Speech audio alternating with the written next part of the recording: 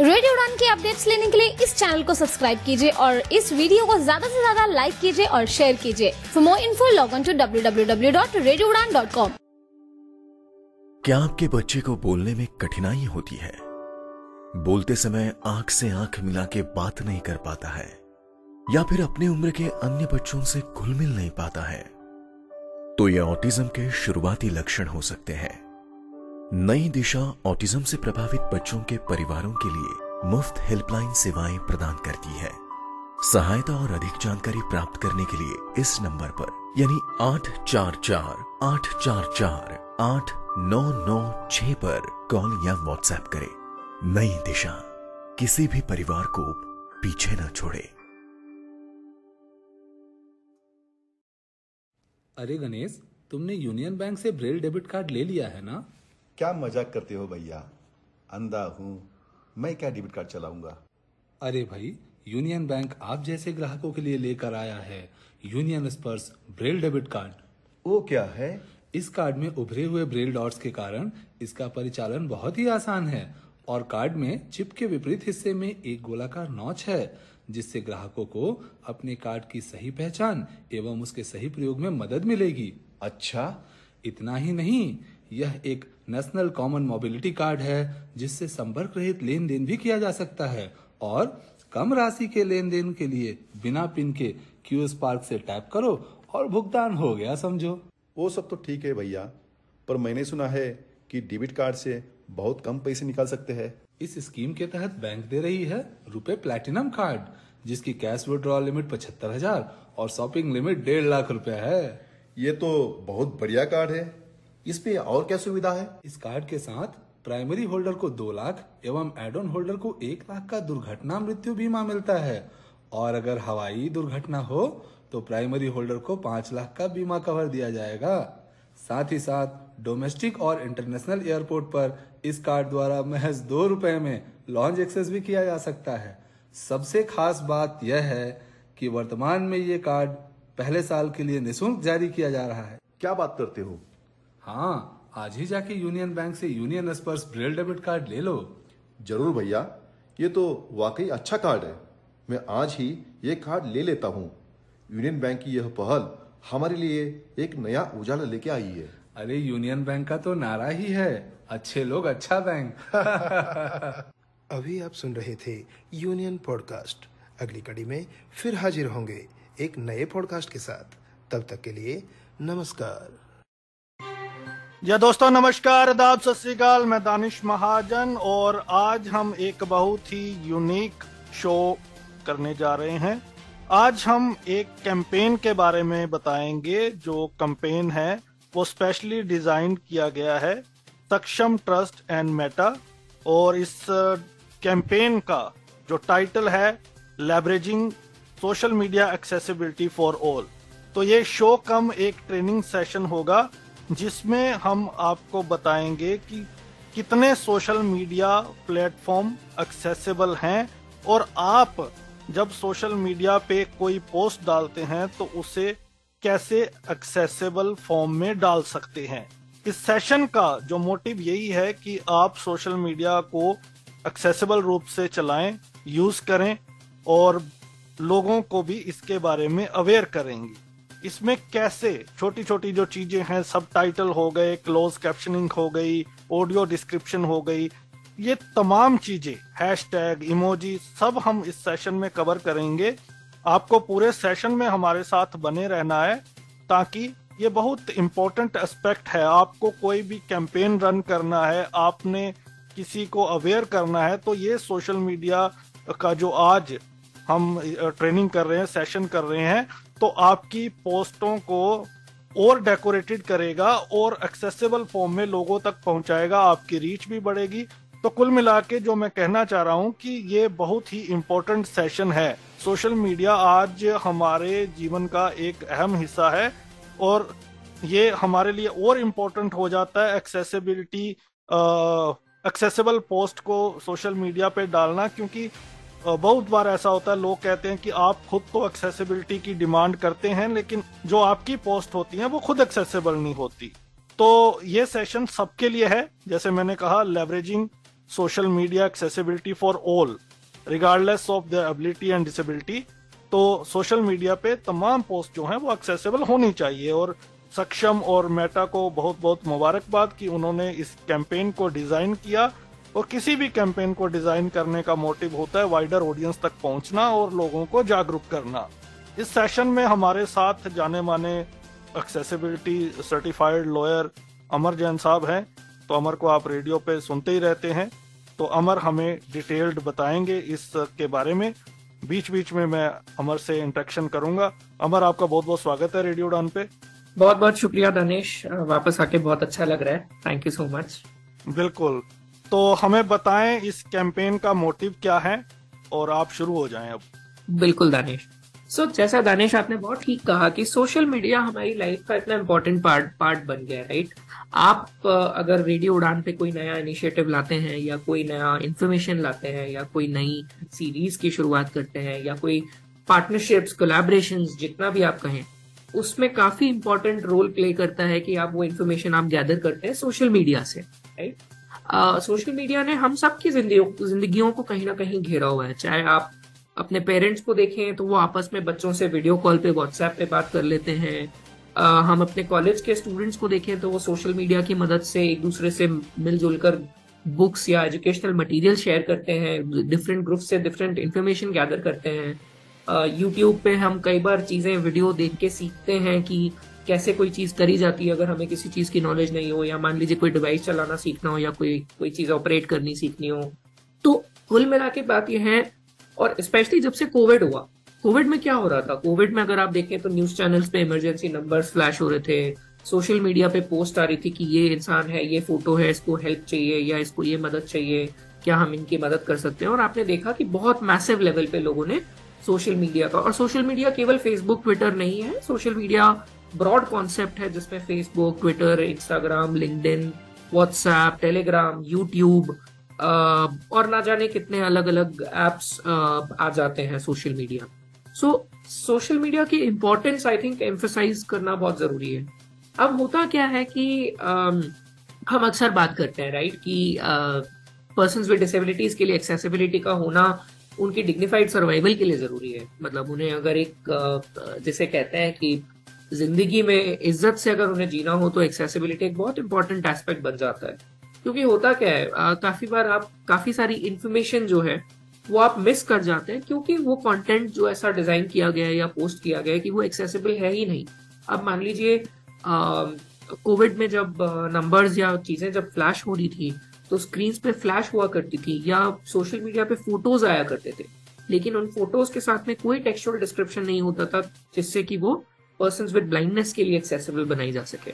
तो ऐसी कई सिचुएशंस होती हैं जहां पे इंफॉर्मेशन तो होती है पर आपको पता ही नहीं होता कि ये इंफॉर्मेशन आपके कितने काम आ सकती है, क्योंकि वो एक्सेसिबल नहीं है। तो while it is equally important कि हम दूसरों को बोले एक्सेसिबिलिटी को फॉलो करने के लिए, बट जब हम भी पोस्ट करते हैं अपनी फोटो, हम मान लीजिए अपनी प्रोफाइल पिक्चर अपडेट कर रहे हैं, या कोई फोटो शेयर कर रहे हैं, या कोई इंफॉर्मेशन शेयर कर रहे हैं, तो क्या हम ध्यान रखते हैं कि वो एक्सेसिबल है? और ना केवल एक्सेसिबल, हम अगर हम ब्लाइंड है तो ना केवल ब्लाइंड के लिए एक्सेसिबल हो, क्या वो बाकी डिसेबिलिटीज के लिए एक्सेसिबल है? क्या वो स्पीच एंड हियरिंग इम्पेयर्ड के लिए एक्सेसिबल है? क्या वो पर्सन्स विद लर्निंग डिसेबिलिटीज के लिए एक्सेसिबल है? ये भी हमारी इक्वल रिस्पॉन्सिबिलिटी कि हम क्रॉस डिसेबिलिटी के बारे में सोचें rather देन केवल अपनी डिसेबिलिटी पे फोकस करें। इसलिए ये इम्पोर्टेंट हो जाता है कि हम ये सीखें कि सोशल मीडिया कंटेंट को हम कैसे एक्सेसिबल बना सकते हैं, और हम क्या चीज क्या फीचर्स सोशल मीडिया प्लेटफॉर्म्स के यूज करके एक्सेसिबिलिटी को इम्प्रूव कर सकते हैं। एक तो ये बात हो गई। अब हम दूसरी बात करते हैं बहुत क्विकली, बिकॉज यहाँ पे लिसनर्स डिसेबिलिटी को शायद काफी अच्छे से समझते हैं, तो इस पे मैं बहुत ज्यादा वक्त नहीं जाया करना चाहूंगा, बट फिर भी बताना चाहूंगा दो कॉन्सेप्ट्स जो बहुत इंपॉर्टेंट है इस पूरे कैंपेन के लिए जो हम बात कर रहे हैं। पहली चीज पीपल विद डिसेबिलिटीज, और दूसरी चीज एक्सेसिबिलिटी। और इसी से कुछ इंटरलिंक्ड और कॉन्सेप्ट्स हैं जो इन्हीं दो कॉन्सेप्ट्स के अंदर हम डिस्कस करेंगे। डिसेबिलिटी क्या है? अगर हम डिसेबिलिटी को ब्रॉड रूप में देखें तो डिसेबिलिटी एक टाइप ऑफ लिमिटेशन है, फंक्शनल लिमिटेशन, जो हमें किसी चीज को करने से रोकता है। किसी फंक्शनल लिमिटेशन जो हमारी बॉडी में 5 चीजें होती है सेंसेस वाइज। अगर हम देखें तो हमारी बॉडी में 5 सेंसेस होते हैं, हियरिंग, टच, स्मेल, सीइंग और टेस्टिंग। ठीक है। इसके बाद हमारी बॉडी के ऑर्गन्स होते हैं, हाथ, पैर, उंगलियां, इस टाइप के हमारे बॉडी के ऑर्गन्स होते हैं, सर, मुंह, इस टाइप के हमारे ऑर्गन्स होते हैं। उसके बाद हमारी बॉडी में ब्रेन होता है, जिसे हम दिमाग कहते हैं, इंटेलेक्ट कहते हैं। तो इस तरीके से जो एक इंसान को लॉन्ग टर्म डिसेबिलिटी हो, यानी कि लॉन्ग टर्म ऐसा कुछ हो जिससे उसकी कोई एक फंक्शनल नीड पूरी ना हो पा रही हो, वो लॉन्ग टर्म मेडिकल टर्म्स में हम लोग उसको 6 मंथ्स या उससे ज्यादा कहते हैं। मान लीजिए नॉर्मली हाथ टूट गया, फ्रैक्चर हो गया, 4 वीक में प्लास्टर लगा के ठीक हो गया, तो वो केवल टेम्परेरी डिसेबिलिटी में आएगा। बट अगर लॉन्ग टर्म आपको वही सेम चीज अगर आपको वो दिक्कत होती है, उसे हम डिसेबिलिटी में कैटेगराइज करते हैं। और ये बेसिकली 4 टाइप ब्रॉड कैटेगरीज होती है डिसेबिलिटीज की। यहाँ हम 21 टाइप्स की डिसेबिलिटीज की बात नहीं कर रहे हैं, यहाँ हम केवल कैटेगरीज, डिसेबिलिटी को कैसे कैटेगराइज किया जा सकता है उसकी बात करते हैं। फिजिकल डिसेबिलिटी, जैसा कि मैंने कहा, किसी के हाथ में कोई दिक्कत है, किसी के पैर में कोई दिक्कत है, किसी को बॉडी मूव करने में दिक्कत आती है, उन्हें हम फिजिकल डिसेबिलिटी में डालते हैं। इंटेलेक्चुअल डिसेबिलिटी यानी कि जैसे लर्निंग डिसेबिलिटीज हो गई, मान लीजिए ऑटिज्म हो गया, न्यूरो डेवलपमेंटल डिसऑर्डर्स हो गए, अटेंशन डेफिसिट डिसऑर्डर हो गया, उस टाइप के काफी सारे, डिस्ग्राफिया, डिस्कैल्कुलिया, जो काफी सारे अलग अलग डिसेबिलिटीज होती है लर्निंग में, तो वो आपकी लर्निंग डिसेबिलिटी। इंटेलेक्चुअल यानी कि आपकी थिंकिंग कैपेसिटी जो है वो डिफरेंट कॉन्टेक्स्ट में थोड़ी स्लो हो जाती है कंपेयर टू एक एवरेज थिंकिंग कैपेसिटी। फिर हम बात करते हैं मेंटल डिसेबिलिटी, यानी कि कुछ लोग ऐसे होते हैं जिनकी सोचने समझने की शक्ति या तो कुछ वक्त के लिए अफेक्ट हो जाती है, और या उनमें सोचने समझने की शक्ति होती ही नहीं है। उन्हें हम पर्सन्स विद मेंटल चैलेंज या मेंटल डिसेबिलिटीज में काइंड ऑफ कैटेगराइज करते हैं। और फोर्थ, जैसा कि मैंने कहा कि हमारे 5 सेंस होते हैं, तो उन 5 में से अगर हमारा कोई भी एक सेंस अगर अफेक्टेड है, मान लीजिए हमें दिखता नहीं है या हमें सुनाई नहीं देता, तो वो भी हमारी डिसेबिलिटीज में आता है। अब हम बात करते हैं कि जब डिसेबिलिटी हो जाती है तो उन्हें हम कैसे सॉल्व करेंगे। एक पार्ट ऑफ सोल्यूशन है कि हम ऐसी टेक्नोलॉजीज डिजाइन करें जिससे हम उस फंक्शनल लिमिटेशन को दूर कर पाए। तो जैसा कि पर्सन विद डिसेबिलिटी में अगर हम ब्लाइंडनेस की बात करें, तो जो लोग देख नहीं सकते वो लोग अपनी बॉडी के बाकी सेंसेस यूज करके, यानी कि हियरिंग का सेंस, टच का सेंस यूज करके काफी इंफॉर्मेशन को ग्रास्प कर सकते हैं। तो या तो हम अपनी इंफॉर्मेशन ऐसी डिजाइन करें कि जो ना केवल देखी जा सके बट इवन सुनी भी जा सके, सेम इंफॉर्मेशन हम डिफरेंट सेंसेस से कन्वे कर पाए। इसी तरह से जो लोग सुन नहीं सकते उनके लिए वो इन्फॉर्मेशन दिखनी चाहिए। तो अगर हम मान लीजिए कोई ऑडियो बना रहे हैं जिसमें गाने हैं, डायलॉग है, या तालियों की आवाज है, हंसने की आवाज है, तो उसके साथ हम कैप्शंस या ट्रांसक्रिप्ट्स, जिसके बारे में हम आगे बात करेंगे, प्रोवाइड करें ताकि जो हियरिंग इम्पेयर्ड पीपल है वो लोग भी उसको कंज्यूम कर पाए इंफॉर्मेशन को। तो ये हमारी असिस्टिव टेक्नोलॉजी।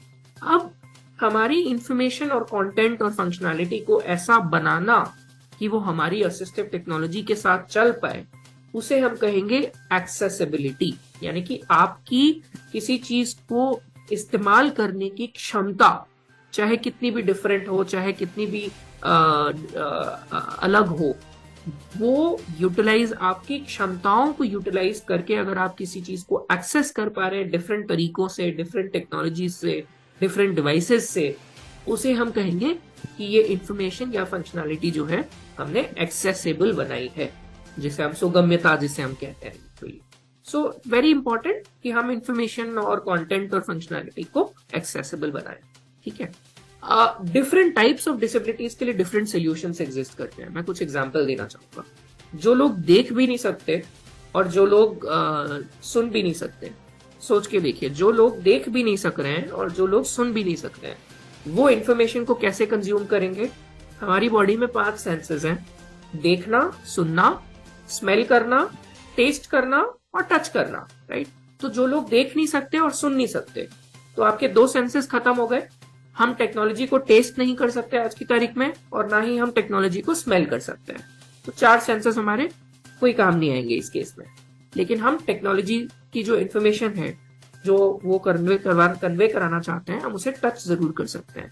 तो ऐसे लोग ब्रेल रिफ्रेशेबल डिस्प्लेज यूज करते हैं, यानी कि वो इंफॉर्मेशन उनको अपने ब्रेल रिफ्रेशेबल डिस्प्ले पे ब्रेल में उपलब्ध हो जाती है। अब जो लोग ऐसे हैं जो अपनी बॉडी को मूव नहीं कर सकते, मान लीजिए हाथ नहीं मूव कर सकते या पैर नहीं मूव कर सकते या बॉडी का अपर पार्ट, छाती, गर्दन, अगर ये नहीं मूव कर सकते, तो ऐसे लोग कैसे ऑपरेट करेंगे चीजों को? उनके लिए आती है जॉयस्टिक्स या गेजिंग डिवाइसेस या ट्रैकिंग डिवाइसेस। जैसे मान लीजिए आंखों की पलकें घुमा के आप आई ट्रैकिंग डिवाइसेस की मदद से टेक्नोलॉजी को ऑपरेट कर सकते हैं। ठीक है, जो लोग मान लीजिए जो हाथ पैर भी यूज नहीं कर पा रहे, जो हमारे कुछ और सेंसेस भी यूज नहीं कर पा रहे, उनके लिए बहुत इजी होगा अगर हम अपनी टेक्नोलॉजी को या फंक्शनैलिटी को स्पीच इनेबल्ड बना दें, जो एलेक्सा और गूगल असिस्टेंट कुछ हद तक कर रहे हैं। जैसे कि हम अगर बोलते हैं तो हमारा काम वो डिवाइस सुन के और अपना रिस्पॉन्स भी दे देता है। तो अगर हम अपनी टेक्नोलॉजी को इस लायक बना दें कि अगर आप टाइप कीबोर्ड से नहीं कर पा रहे तो आप बोल करके भी टाइप कर सकें और वो चीज आपकी यूटिलाइज हो पाए, या बोल करके आप फोन यूज कर पाए, बोल करके आप कंप्यूटर ऑपरेट कर पाए, ऐसा भी पॉसिबल है। तो कहने का मतलब यह है कि डिफरेंट डिसेबिलिटी के लिए डिफरेंट टाइप के सॉल्यूशंस की जरूरत है। लेकिन हमारा प्रिंसिपल क्या होना चाहिए? अब हमें यह नहीं पता कि हमारा प्लेटफॉर्म कौन यूज करेगा या हमारा कंटेंट कौन यूज करेगा। आज रेडियो उड़ान को ये नहीं पता कि जो रेडियो उड़ान का 1192 लिसनर जो इस शो का अगर इस शो को सुन रहा होगा तो वो किस टेक्नोलॉजी को यूज कर रहा है या किस प्लेटफॉर्म को यूज कर रहा है या उसको क्या डिसेबिलिटी है। तो क्या हम ऐसा कुछ कर सकते हैं कि अपनी इंफॉर्मेशन को ऐसे फॉर्मेट में प्रोवाइड करें वो किसी भी डिसेबिलिटी के द्वारा, किसी भी टेक्नोलॉजी के द्वारा या किसी भी तरीके से इस्तेमाल की जा सके, कंज्यूम की जा सके। उसे हम कहेंगे different solutions for different people. तो चलिए, ज्ञान बहुत हुआ, अब हम बात करते हैं प्रैक्टिकल चीजों की। हम सोशल मीडिया पे क्या क्या करते हैं? ठीक है, हम सबसे पहले सोशल मीडिया पे करते हैं पोस्ट। सोशल मीडिया चाहे अगेन मैं ब्रॉडली यूज कर रहा हूँ, Facebook, Twitter, LinkedIn, WhatsApp, Telegram, Instagram, all of it put together, हम करते हैं पोस्ट। अब पोस्ट के लिए क्या जरूरी है? सबसे पहले सिंपल भाषा। आप जितना सरल भाषा में किसी चीज को कन्वे करेंगे किसी और को, एक तो सामने वाले का उसको कंज्यूम करने में एफर्ट कम लगेगा। दूसरा, जिन लोगों को लैंग्वेज रिलेटेड डिफिकल्टीज होती हैं, ऐसा नहीं कि उनको लैंग्वेज आती नहीं है पर कॉम्प्लिकेटेड लैंग्वेज नहीं समझ आती है, उन लोगों को वो चीज समझने में बहुत आसान होगी। छोटे वाक्य बनाना, अगर आप बहुत बड़े बड़े वाक्य, बहुत बड़ी बड़ी लाइनें लिखेंगे तो इवन साइटेड यूजर को भी पढ़ने में बहुत दिक्कत होती है, क्योंकि आपका अटेंशन डिस्ट्रैक्ट हो जाता है, आप उतना फोकस नहीं कर पाते। यार बहुत बड़ा है, बाद में देखेंगे। अगर आप छोटी छोटी लाइंस लिखें, छोटे छोटे सेंटेंसेस लिखें तो इजी होता है पढ़ने में और कॉम्प्रिहेंड करने में। एज अ ब्लाइंड यूजर मैं आपको एक टिप देना चाहूंगा यहाँ पे कि अगर आप अपने कंप्यूटर से कोई कंटेंट रिव्यू कर रहे हैं, अगर आपने कुछ कंटेंट लिखा है, ठीक है, तो आपको एक से ज्यादा बार डाउन एरो प्रेस ना करना पड़े अपना पैराग्राफ खत्म करने के लिए। आपका कंटेंट इतना स्मॉल होना चाहिए अगर आपको एक पैराग्राफ लिखना है। ऑफकोर्स मल्टीपल पैराग्राफ होंगे तो आप मल्टीपल पैराग्राफ लिखेंगे, लेकिन एक पैराग्राफ की लेंथ इतनी ही होनी चाहिए कि आप उसको एक एरो को डाउन करके आप उसको पढ़ के खत्म कर सकें। कोशिश हमारी यही होनी चाहिए। इसके बाद कई लोग क्या करते हैं, उन्हें ये लगता है कि अगर हम सब चीज पूरे कैपिटल में लिख देंगे तो लोगों का अटेंशन आएगा, क्योंकि वो बड़ी बड़ी दिखती है, पर ये गलत है।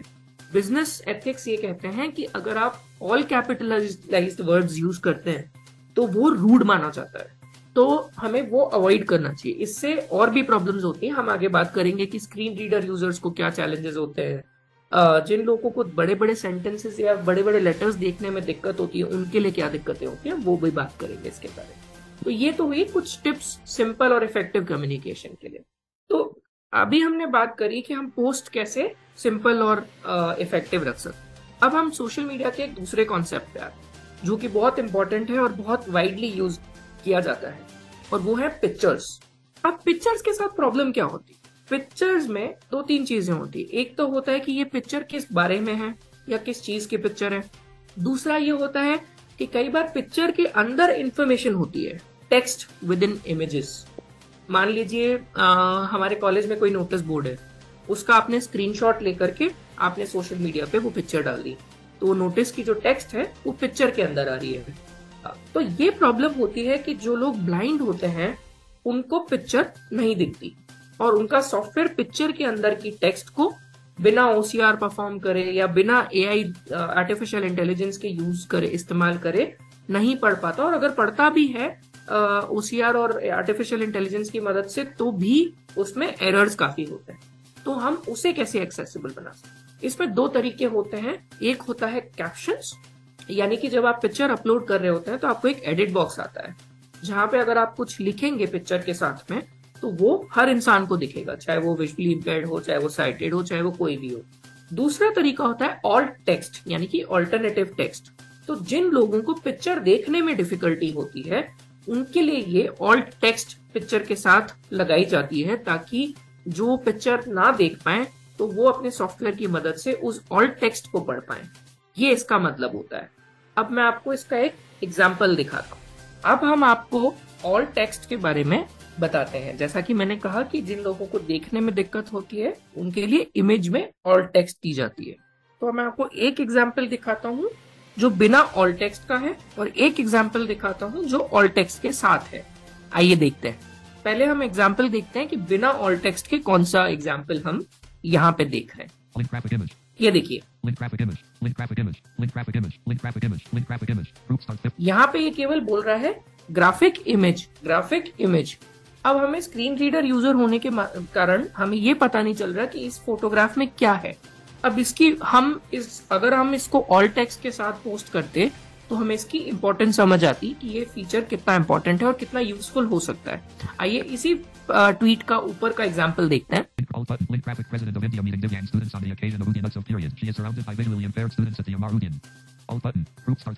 सी, अगर यहाँ पे क्या कहा उन्होंने, President of India meeting the differently abled including visually impaired students, she is surrounded by this at Amrit उद्यान।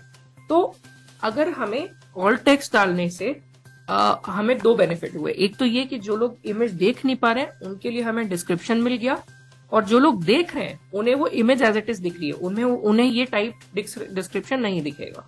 दूसरा बेनिफिट इसका ये होता है कि जो इंटरनेट कनेक्टिविटी जिनकी लो हो, बैंडविड्थ इश्यूज हो, तो मान लीजिए अगर आपकी इमेज लोड नहीं हो रही है, तो एटलीस्ट आप अगर ऑल्ट टेक्स्ट डाल देंगे तो वो उन्हें टेक्स्ट जो है ऑल्ट टेक्स्ट के माध्यम से उन्हें वो दिख जाएगा अगर उस इमेज पे वो क्लिक करेंगे कि इस इमेज में क्या है। विजुअली इसका कोई इम्पैक्ट नहीं आता। विजुअली ये इमेज में जो टेक्स्ट डिस्क्रिप्शन हमने यहाँ पे देखा ऑल्ट टेक्स्ट में, ये हमें नहीं दिखेगा। ये हम करते कैसे हैं, आइए उसकी भी बात करते हैं। तो सपोज अगर आप फेसबुक खोलते हैं, तो फेसबुक पे जब आप अपलोड करेंगे फोटोग्राफ, ऐड फोटो या वीडियो में जब आप जाएंगे और फोटोग्राफ जब आप चूज करके आगे अपलोड करेंगे, तो आपको एक ऑप्शन आएगा एडिट इमेज। जब आप उसमें जाएंगे तो आपको नीचे एक ऑप्शन मिलेगा राइट ऑल्ट टेक्स्ट। जब आप राइट ऑल्ट टेक्स्ट के बॉक्स में जाएंगे, वहां पे आप जब टाइप कर लेंगे तो फिर आप डन पे क्लिक करके आगे जाके आप उस इमेज को पोस्ट कर सकते हैं। इसी तरह से डिफरेंट प्लेटफॉर्म्स पे सेम ऑप्शंस हैं। इंस्टाग्राम में फॉर इंस्टेंस जब आप एडिट इमेज पे क्लिक करेंगे, फिर आप फिल्टर्स पे क्लिक करेंगे, फिर आप नेक्स्ट जाएंगे और फिर आपको एडवांस में एक्सेसिबिलिटी का ऑप्शन मिलेगा। वहां पे आपको राइट ऑल्ट टेक्स्ट का ऑप्शन मिलेगा, जिसपे आप क्लिक करके आप ये डिस्क्रिप्शन लिख सकते हैं। इसी तरह से लिंक्डइन में भी ये ऑप्शन अवेलेबल है। प्रोसेस थोड़ा बहुत ऊपर नीचे हो सकता है, लेकिन ब्रॉडली यही कॉन्सेप्ट है। आप इमेज को अपलोड करें और एडिट ऑल्ट टेक्स्ट या राइट ऑल्ट टेक्स्ट नाम के ऑप्शंस को ढूंढें और आप ऑल्ट टेक्स्ट अपना लिख सकते हैं। कुछ प्लेटफॉर्म्स पे कैरेक्टर लिमिटेशन है, तो आपको याद रखना है कि आपका डिस्क्रिप्शन उतना ही होना चाहिए जितना कैरेक्टर के साथ सपोर्टेड है। अब इम्पोर्टेंट बात यह आती है कि ऑल्ट टेक्स्ट किस टाइप से होनी चाहिए। क्या ऑल्ट टेक्स्ट कुछ भी लिखा जा सकता है? तो उसका आंसर है बहुत सिंपल है। हमारा इंटेंशन यहाँ पे क्या है? हमारा इंटेंशन ये है कि जो इन्फॉर्मेशन हम इमेज में कन्वे कर रहे हैं, वही सेम इन्फॉर्मेशन उन लोगों को कन्वे की जाए जो उस इमेज को नहीं देख सकते। इसका मतलब ये हुआ कि हमारा ऑल्टरनेटिव टेक्स्ट जो है वो उतना ही मीनिंगफुल, उतना ही इंफॉर्मेटिव होना चाहिए जितना कि इमेज है। यानी कि जो हम इमेज में कन्वे कर रहे हैं वही चीज हमें अपने डिस्क्रिप्शन में कन्वे करनी है। हमें ये हमारे दिमाग में जब हम ऑल्ट टेक्स्ट लिख रहे होते हैं तो हमें ये फिल्टर नहीं लगाना है कि यार ये इन्फॉर्मेशन शायद ब्लाइंड इंसान के काम की नहीं होगी या ये इन्फॉर्मेशन हम छोड़ सकते हैं। ब्लाइंड इंसान को भी उतना ही जानने का हक है कि मैं कौन सा कलर का शर्ट, टी शर्ट पहना हुआ हूँ या पैंट या पजामा या निक्कर या जो भी पहना हुआ है, कि मेरी ड्रेस का कलर क्या है, मैं कैसा दिखता हूँ, मेरे बाल कैसे हैं, मेरी हाइट कितनी है, वो एक ब्लाइंड इंसान को भी जानने का हक है। तो जब हम डिस्क्रिप्शन दे रहे हैं तो हमें मीनिंगफुल और इंफॉर्मेटिव डिस्क्रिप्शन देना है। कई बार ऐसा होता है कि हम इमेजेस को डेकोरेटिव पर्पस के लिए यूज करते हैं, यानी केवल साज सजाने के लिए हम उस इमेज को लगाते हैं। उस केस में आपको डिस्क्रिप्शन देने की जरूरत नहीं है, क्योंकि वो डिस्क्रिप्शन एक तरीके से कोई हेल्पफुल या मीनिंगफुल डिस्क्रिप्शन नहीं होगा जो एक इंसान के काम आ सके। पर हाँ, अगर उस इमेज में कोई भी इंफॉर्मेशन हम कन्वे कर रहे हैं या कुछ उस इमेज का डिस्क्रिप्शन ऐसा है कि मान लीजिए कोई फोटोग्राफ है, कोई सीनरी है, तो इम्पोर्टेंट है कि हम उस चीज को डिस्क्राइब करें ताकि जिनको वो पिक्चर नहीं दिखती उनको भी उसके बारे में पता चले। तो ये हुआ ऑल्ट टेक्स्ट के बारे में। अब हम बात करेंगे कैप्शंस की, ट्रांसक्रिप्ट्स की और बेसिकली वीडियोस की। वीडियो कैसे एक्सेसिबल बनाया जा सकता है, ऑडियो डिस्क्रिप्शन की भी हम इसमें बात करेंगे। वीडियो हो क्या रहा है? वीडियो एक तरीके से एक विजुअल है जो स्क्रीन पे किसी भी चीज को दर्शा रहा है, राइट। उस विजुअल के साथ हम कई बार ऑडियो साउंड भी देते हैं, हम कई बार टेक्स्ट भी देते हैं और हम डिफरेंट तरीके से वीडियोस को डिस्प्ले करते हैं। अब वीडियो में प्राइमरीली किस किस को दिक्कतें आती है? एक तो ब्लाइंड लोगों को, जहां पे अगर मान लीजिए केवल वीडियो है और वीडियो के साथ में केवल म्यूजिक है और वीडियो में अगर कोई इंफॉर्मेटिव चीज दिखाई जा रही है या कोई काम की चीज दिखाई जा रही है, वो म्यूजिक पे कन्वे नहीं कर रहा है, तो ब्लाइंड इंसान वीडियो क्योंकि नहीं देख सकता तो उसे नहीं पता चलेगा कि इस वीडियो में क्या है। उसके लिए किया जाता है audio description add. Audio description का मतलब है, मैं आपको एक एग्जांपल देता हूँ। मान लीजिए आप कोई पिक्चर मूवी देख रहे हैं, उस मूवी का सीन है कि समुद्र की नाव से कुछ लोग उतर के आ रहे हैं और वो एक टैक्सी में बैठ रहे हैं और उसके बाद वो एक होटल में एंटर कर रहे हैं और उन्होंने सिक्योरिटी को घेर लिया है और गोलियां चलानी स्टार्ट कर दी है। ये मैं बात कर रहा हूँ 2008 का, जब मुंबई में आतंकी हमला हुआ था, उसका मैं आपको एक सीन विजुअलाइज कराने की कोशिश कर रहा हूँ। अब इस सीन में होगा क्या? इस सीन में होगा ये कि जो दिख रहा है कि बोट से इंसान आ रहा है, कैब में बैठ के और होटल जा रहा है, तो वहां तो आएगी पूरी साउंड्स, और जो स्क्रीन पे दिख रहा है वो कहीं कोई उसमें ऐसा डायलॉग नहीं है जिससे ये कन्वे हो पा रहा है कि ये पीछे क्या सीन चल रहा है। जब केवल गोलियां चलने लगेगी तब आपको गोलियों की आवाज से पता चलेगा कि गोलियां जो है चल रही हैं इस सीन में। तो अब इस पूरे दृश्य को ऑडियो डिस्क्राइब यदि किया जाए, मान लीजिए एक नाव में समुद्र के किनारे से 4 लोग निकल कर आ रहे हैं, वह इस वक्त टैक्सी में बैठ रहे हैं, अब वो होटल के एंट्रेंस पर जाकर सिक्योरिटी को घेर लेते हैं और धड़ाधड़ धुआंधार गोलियां चलाने लगते हैं। यदि आपने इतना सा डिस्क्राइब कर दिया तो पूरा दृश्य जो है, जो स्क्रीन पे दिख रहा था, वो एक ब्लाइंड इंसान के लिए या विजुअली इंपेयर्ड इंसान के लिए भी एक्सेसिबल हो गया। ये ऑडियो डिस्क्रिप्शन किया कैसे जाता है? इसके बेसिकली कुछ प्लेटफॉर्म्स ऐसे हैं जैसे कि नेटफ्लिक्स, Amazon प्राइम एक्सेट्रा, जो आपको एबिलिटी देते हैं कि आप ऑडियो डिस्क्रिप्शन को ऑन या ऑफ कर सकते हैं। उस केस में वीडियो के साथ में, जो वीडियो का एक ट्रैक होता है, उसके साथ एक एडिशनल ट्रैक होता है जिसमें केवल ऑडियो डिस्क्रिप्शन रिकॉर्डेड होता है, और वो जो है आपका ऑडियो ट्रैक चलता है वीडियो के साथ विथ पॉजेज, यानी कि मान लीजिए अगर डायलॉग बोले जा रहे हैं तो उस बीच ऑडियो डिस्क्रिप्शन नहीं होता है, और डायलॉग्स के बीच में गैप क्रिएट करके ऑडियो डिस्क्रिप्शन ऐड किया जाता है, राइट। और दूसरा तरीका ये होता है कि मान लीजिए जिन प्लेटफॉर्म्स पे ये फैसिलिटी नहीं है तो आपको ऑडियो डिस्क्रिप्शन के लिए सेपरेटली वीडियो अपलोड करना पड़ेगा ऑडियो डिस्क्रिप्शन के साथ, और या फिर उसका एक लिंक देना पड़ेगा कि आप ऑडियो डिस्क्रिप्शन इस तरीके से एक्सेस कर सकते हैं, जैसे कि यूट्यूब। अब ये तो हुई ब्लाइंड लोगों की बात। अब हमने कहा कि डिफरेंट डिसेबिलिटीज की डिफरेंट नीड्स होती हैं, तो जो लोग सुन नहीं सकते उनके लिए आप क्या करेंगे? क्योंकि उनको ऑडियो तो सुनाई नहीं देगा। अगर मान लीजिए हम 26 जनवरी का स्पीच या 15 अगस्त का स्पीच सुन रहे हैं जिसमें प्रधानमंत्री हमारे देश के या राष्ट्रपति हमारे देश के कोई बहुत इंपॉर्टेंट स्कीम्स, योजनाओं के बारे में बता रहे हैं, या हमारे देश में पूरे साल में क्या क्या प्रगति हुई उसके बारे में बता रहे हैं, तो वो इन्फॉर्मेशन अगर केवल ऑडियो में या वीडियो में केवल प्रधानमंत्री या राष्ट्रपति दिख रहे हैं और लाल किला दिख रहा है और वो सब दिख रहा है, लेकिन वो क्या बोल रहे हैं वो अगर हमने और तरीकों से अवेलेबल नहीं कराई, तो जो लोग सुन नहीं सकते उनके लिए बहुत डिफिकल्ट हो जाएगा कि वो इन्फॉर्मेशन उन तक नहीं पहुंचेगी। उसको कैसे पहुंचाएंगे? उसके लिए कुछ एक चीजें समझना हमारे लिए जरूरी है। पहला ऑप्शन होता है कैप्शंस। अब आप लोगों ने अक्सर फिल्मों की भाषा में सबटाइटल्स को भी सुना होगा, तो कैप्शंस और सबटाइटल्स में एक छोटा सा डिफरेंस होता है जो मैं आपको बताता हूँ। सबसे पहले इसका मतलब समझाता हूँ। कैप्शंस और सबटाइटल्स बेसिकली टेक्स्ट होती है जो एक छोटे से बॉक्स में वीडियो के साथ में अपीयर होती है, जो कि आप जिसमें ये कन्वे किया जाता है कि मान लीजिए वीडियो में अगर कोई कुछ बोल रहा है या कोई कुछ हो रहा है तो क्या बोला जा रहा है वो कन्वे किया जाता है, उसे हम कैप्शंस और सबटाइटल्स कहते हैं। लेकिन कैप्शंस और सबटाइटल्स में एक डिफरेंस है। सबटाइटल्स केवल डायलॉग या जो बोला जा रहा है उसको ट्रांसक्राइब करता है टेक्स्ट में, उसको टेक्स्ट में अवेलेबल कराता है। बट कैप्शंस में अगर मान लीजिए कोई और भी चीज हो रही है, मान लीजिए कौन स्पीकर है जो बोल रहा है, स्पीकर की आइडेंटिफिकेशन, मान लीजिए तालियां बज रही है, मान लीजिए हंस रहे हैं या कोई साउंड आ रही है, तो वो सब भी बोला जाता है कैप्शंस में, वो सब भी टेक्स्ट में लिखा जाता है, ताकि हियरिंग इम्पेयर्ड यूजर को भी ये पता चले कि इस वीडियो में, इस ऑडियो में और क्या क्या ऐसा हो रहा है जो मैं नहीं सुन पा रहा हूं पर मैं टेक्स्ट के माध्यम से रीड कर सकता हूँ। कैप्शंस यूजुअली शॉर्ट सेंटेंसेस में लिखे जाते हैं ताकि वो पढ़ने में इजी हो, और वो वीडियो से सिंक्रोनाइज्ड किए जाते हैं। अब कैप्शंस कैसे होंगे, कैसे करेंगे आप? कैप्शंस ऐड करने के लिए 2-3 तरीके होते हैं। एक तरीका तो होता है कि आप ऑटो जनरेटेड आर्टिफिशियल इंटेलिजेंस के माध्यम से, ऑटोमेटिक स्पीच रिकॉग्निशन टेक्नोलॉजी के माध्यम से जब आप वीडियो अपलोड कर रहे होते हैं तो आपको एक ऑप्शन आता है ऐड कैप्शंस का। वो ऐड कैप्शंस में 2-3 ऑप्शंस होते हैं। ऑटोमेटिक कैप्शंस यूजिंग एआई, जिसमें आप जैसे ही वीडियो अपलोड करना खत्म करते हैं, वीडियो अपलोड होने के बाद आपका ऑटोमेटिक कैप्शन जो एआई होती है वो जनरेट करने लगती है, और उसको आप रिव्यू करके आप चाहे तो एडिट भी कर सकते हैं या फिर एज इट इज आप उसको पोस्ट कर सकते हैं, तब तो वो आपके वीडियो के साथ कैप्शंस ऐड हो जाते हैं। दूसरा तरीका होता है मैन्युअली कैप्शन क्रिएट करने का।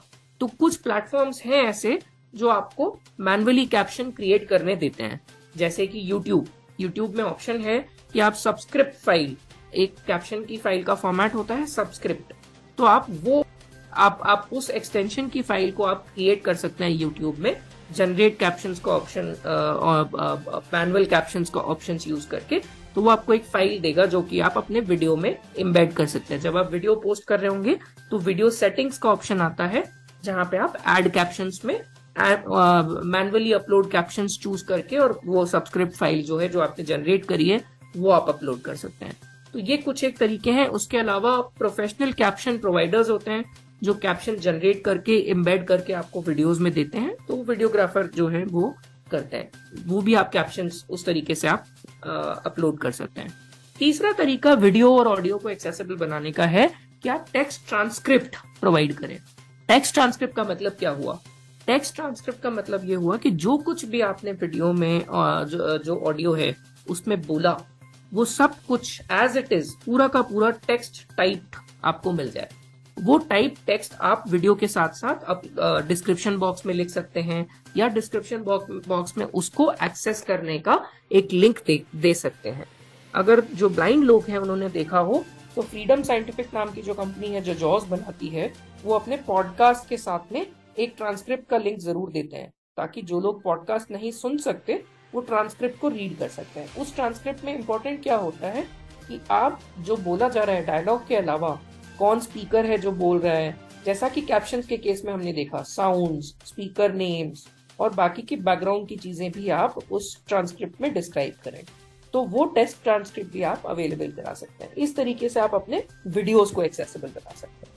अब हमने थोड़ा काफी चीजें टेक्निकली बात कर ली। अब हम कुछ सिंपल और चीजों पे आते हैं जो हम सोशल मीडिया में करते हैं। एक और इम्पोर्टेंट चीज हम सोशल मीडिया में करते हैं वो है हैशटैग्स। हैशटैग्स आप सबने देखे होंगे, हैश का साइन लगाते हैं शिफ्ट और 3 के साथ, और उसके बाद हम वर्ड लिखते हैं, ऐसे वर्ड्स जो हमारी पोस्ट को पॉपुलर बना सकते हैं। वो हम कैसे यूज करेंगे? अगर आप हैशटैग्स सारे कैपिटल लिख देते हैं या हैशटैग्स के बीच में, वर्ड्स के बीच में स्पेस छोड़ देता है तो आपका हैशटैग टूट जाता है। अगर आप सारे हैशटैग को, पूरे वर्ड को कैपिटलाइज कर देते हैं तो वो स्क्रीन रीडर यूजर्स के लिए पढ़ने में डिफिकल्ट होता है। कई बार वो क्योंकि वो बड़ा ऑल कैपिटलाइज्ड वर्ड है तो वो स्क्रीन रीडर्स उसको ढंग से नहीं पढ़ेंगे। मान लीजिए एक्सेसिबिलिटी को आपने पूरा ऑल कैपिटल में लिख दिया तो एक्सेसिबिलिटी को ACCESSIBILITY इस तरीके से पढ़ेंगे। जिससे प्रॉब्लम ये होगी कि यूजर को समझना पड़ेगा कि ये वर्ड कौन सा था। इसलिए इसे कैमल केस प्रिंसिपल भी कहा जाता है, जिसका मतलब होता है कि जब भी आप हैशटैग्स लिखें तो without spaces first letter of every word, केवल पहला लेटर हर शब्द का कैपिटलाइज करें, बाकी सब छोटा लिखें, ताकि हैशटैग जैसा है वैसा पढ़ा जा सके। Very simple but very important. दूसरी चीज हम बात करेंगे इमोजीज। अब इमोजीज हम सबको पता है, आजकल व्हाट्सएप पे हम या फेसबुक पे बहुत एक्सटेंसिवली यूज करते हैं इमोजीज। अक्सर हम इमोजीज क्रिएट करते टाइम क्या करते हैं, हम करते हैं, मान लीजिए हमें स्माइलिंग का इमोजी बनाना है तो हम कोलन राइट पेरेंट टाइप कर देते हैं, या फिर हम गुस्सा करना चाहते हैं या दुखी होते हैं तो हम कोलन लेफ्ट पेरेंट कर देते हैं, गुस्सा करना होता है तो कोलन स्लैश कोलन ओ कोलन वर्टिकल बार, इस टाइप के हम कैरेक्टर सेट्स यूज करते हैं। पर इससे क्या होता है, कई बार जिन लोगों ने स्क्रीन रीडर में अपने पंक्चुएशन सेटिंग्स ऑन कर रखे होते हैं या तो उन्हें वो इमोजी सुनाई देने की बजाय वो पंक्चुएशन सुनाई देते हैं। अब आप इसका एग्जाम्पल देखिए, स्माइलिंग फेस को हम कोलन राइट पेरेंट भी लिखते हैं और कोलन डैश राइट पेरेंट भी लिखते हैं। अगर आप कोलन डैश राइट पेरेंट लिखेंगे तो वो हमारा सॉफ्टवेयर जो है उसे स्माइलिंग फेस की जगह कोलन डैश राइट पेरेंट पड़ेगा। इसको आप, अगर आपको नहीं, आप चाहते हैं कि इसे प्रॉपरली रीड किया जाए तो हमारे कीबोर्ड्स में इमोजी इंसर्ट करने का सिस्टम होता है। ये डेस्कटॉप पे भी होता है, लैपटॉप पे भी होता है और मोबाइल फोन्स में भी होता है। मोबाइल फोन्स में आपने देखा होगा कि जब आपका कीबोर्ड खुला होता है, जब आप टाइप कर रहे होते हैं, कि इमोजी का सिंबल होता है, उसे अगर आप यूज करके और सर्च बॉक्स में जो आपको इमोजी चाहिए वो आप टाइप करके ढूंढ लें या आप स्क्रॉल करके ढूंढ लें, अगर आप वो इमोजी लगा देंगे तो स्क्रीन रीडर ऑटोमेटिकली उसको एज एन इमोजी ट्रीट करके उसके साथ की जो एसोसिएटेड टेक्स्ट है वो पढ़ेगा। सेम तरीके से यदि आप लैपटॉप पे या डेस्कटॉप पे विंडोज के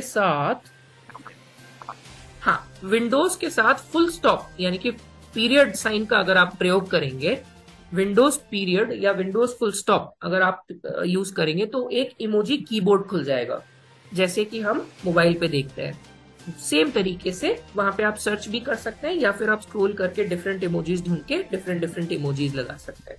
इससे आपकी इमोजीज भी एक्सेसिबल बन जाती है पर्सन्स विद डिसेबिलिटीज के लिए। एनिमेटेड गिफ का मैं आपको सिंपल एग्जांपल अगर दूं तो आपने कार्टून्स, अगर आपने सुना होगा, देखा होगा कि कार्टून्स में या कई बार ऐसा कंटेंट होता है जो बार बार हिलता रहता है, मूव करता रहता है, ब्लिंक करता रहता है, फ्लिकर करता रहता है। उस कंटेंट को अवॉइड करना चाहिए, क्योंकि इससे काफी लोग जिन्हें मिर्गी के दौरे पड़ते हैं, जिसे हम सीजर कहते हैं, इससे उसका खतरा बहुत बढ़ जाता है। इसलिए एनिमेटेड गिफ्स को अवॉइड करना चाहिए। मेमोजी आजकल आप देखेंगे तो एक स्टिकर टाइप का चलने लगा है, अक्सर व्हाट्सएप पे या टेलीग्राम वगैरह पे और इंस्टाग्राम वगैरह पे ज्यादा यूज होता है।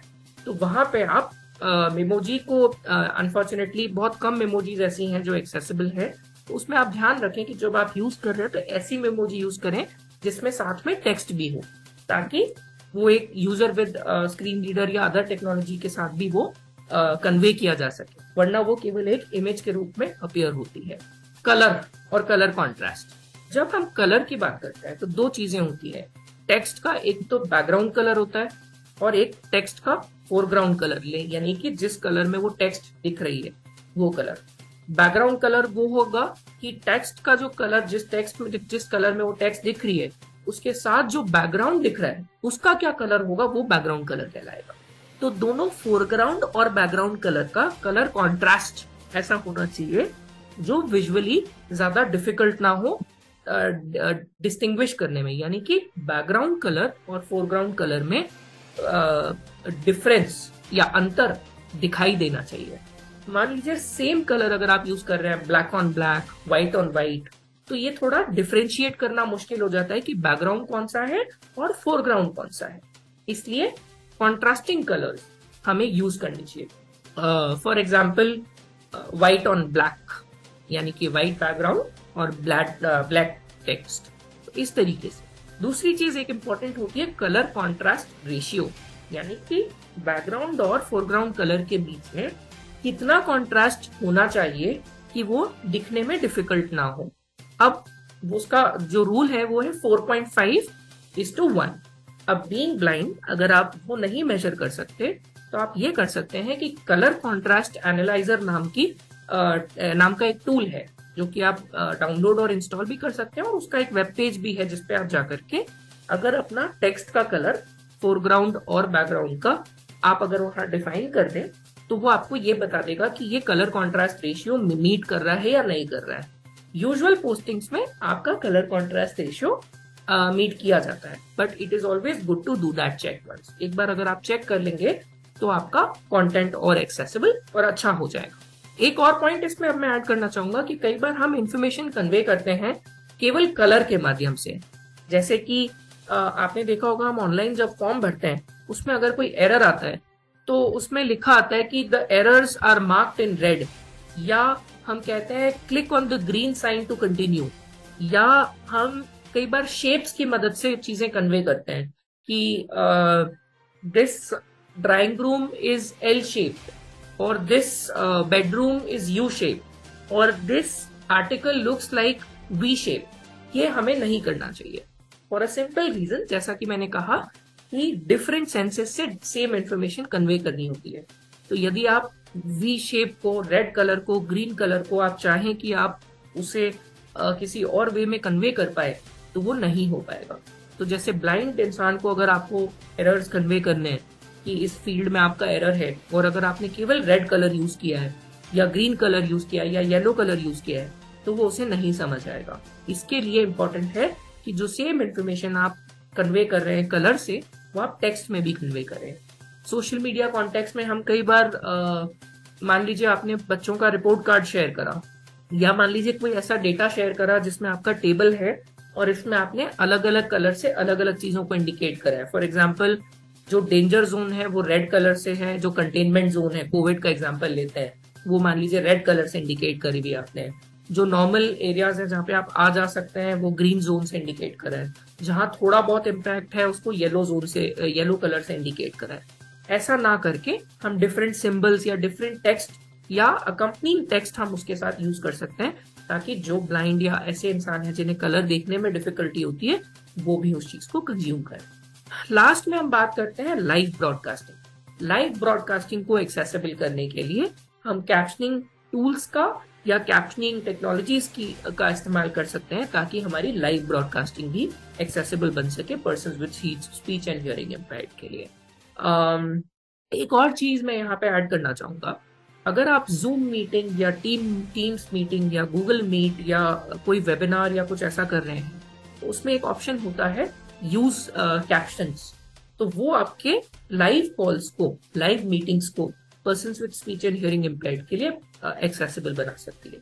लास्टली, साइन लैंग्वेज इंटरप्रिटेशन नाम का एक फैसिलिटी होती है जिसमें आप person with speech and hearing impaired के लिए साइन लैंग्वेज इंटरप्रेटर को कॉल्स पे या ब्रॉडकास्टिंग में रख सकते हैं, ताकि वो उनके लिए हाथों हाथ जैसे जैसे आप बोल रहे हैं वो उनके लिए साइंस बना सकें।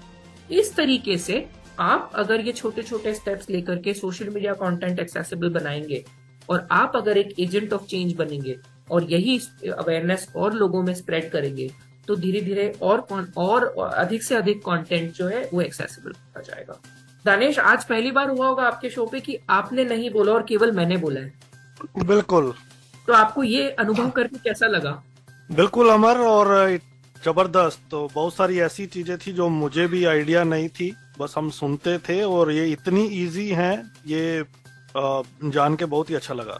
बहुत बहुत थैंक यू सो मच अमर। ये बहुत ही बेसिक टेक्निक्स जो हम सबको पता होनी चाहिए और जो आपने बताई, और ये डेली लाइफ में हम लोग यूज करते हैं लेकिन एक थॉट नहीं देते हैं। तो वाकई मतलब इस तरह के सेशन बहुत फ्रूटफुल होते हैं। एंड आई एम श्योर कि अब हम तो टेक्नोलॉजी के साथ जुड़े हैं, तब भी हमें बहुत सारी चीजें नहीं पता थी जो आपने बताई, लेकिन बहुत सारे लोगों को तो ऐसे लग रहा होगा यार ये चीजें अच्छा हम तो ऐसे कर सकते थे। तो कुछ लोग तो ट्राई भी कर रहे होंगे आपके साथ साथ, देख लें अमर सही बोल रहा है या नहीं बोल रहा है। तो it was amazing session. Thank you so much Danish. और ये सेशन एक बार फिर से आपको बता दें कि ये कैंपेन सक्षम ट्रस्ट और मेटा ने डिजाइन किया है, leveraging social media accessibility for all. आप इन तमाम टेक्निक्स को अपने जीवन का हिस्सा बनाएं और एक्सेसिबिलिटी का जो टारगेट, जो एम हमारा है, उसको अचीव करने में अपना कंट्रीब्यूशन दे। इसी तरह के सेशन लाते रहेंगे आगे भी। सुनते रहिए radio Udaan flight of life. Thank you so much Amar once again.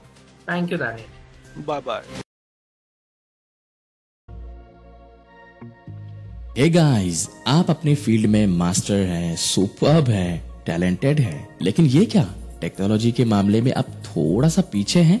फिकर नॉट यार, आरजे मीनल है ना। आरजे मीनल के साथ हर हफ्ते टेक सिटी सुनिए और टेक्नोलॉजी की हर बात को जानिए।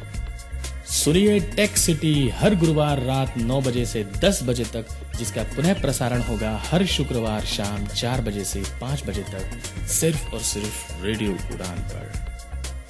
तो ना रहेगा आप कोई भी टेक्नोलॉजी से दूर। हर हफ्ते टेक सिटी सुनिए हुजूर, सिर्फ और सिर्फ आरजे मीनल के साथ।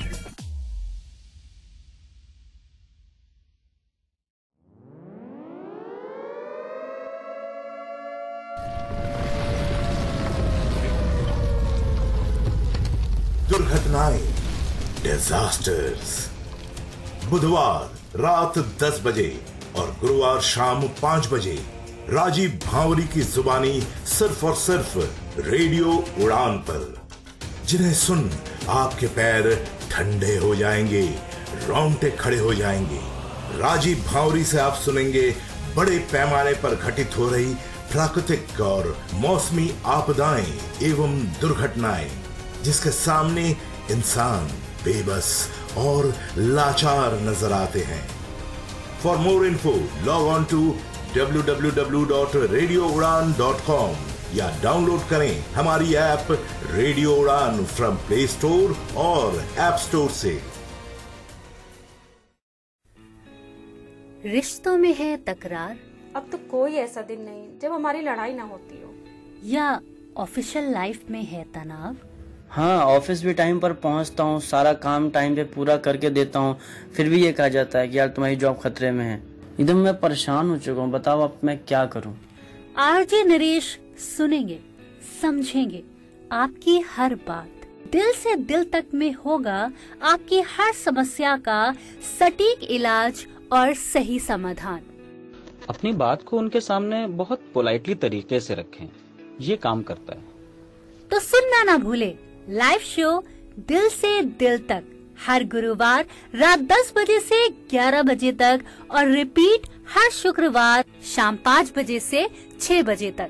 For more info log on to www.radioudan.com या फिर डाउनलोड करें radio Udaan app from play store या ऐप स्टोर से।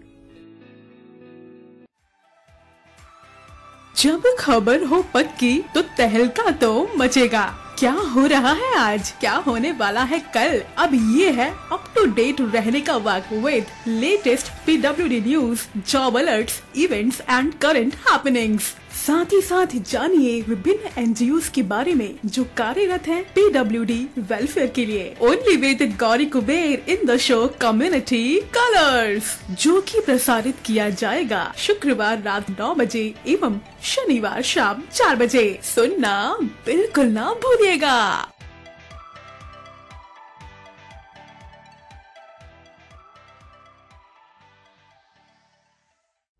कभी अतीत का किस्सा सुनाती, कभी उलझे सवालों का जवाब ढूंढ लाती, कभी बनती खाली समय का सहारा, सुखों से भरा है इसमें जीवन सारा। इसकी कहानी कविताओं में मिलता ज्ञान का भवसागर, ये किताबों की दुनिया है जो भर दे गागर में सागर। कभी मोहब्बत के किस्से, कभी परियों की कहानी। सुनना ना भूलिए show book word RJ Rajeshwari की जुबानी। सुनना ना भूलिए शो बुक वर्ल्ड हर बुधवार शाम 8 बजे से 9 बजे तक और रिपीट ब्रॉडकास्ट हर बृहस्पतिवार शाम 3 बजे से 4 बजे तक। For more info log on to www.radioudan.com।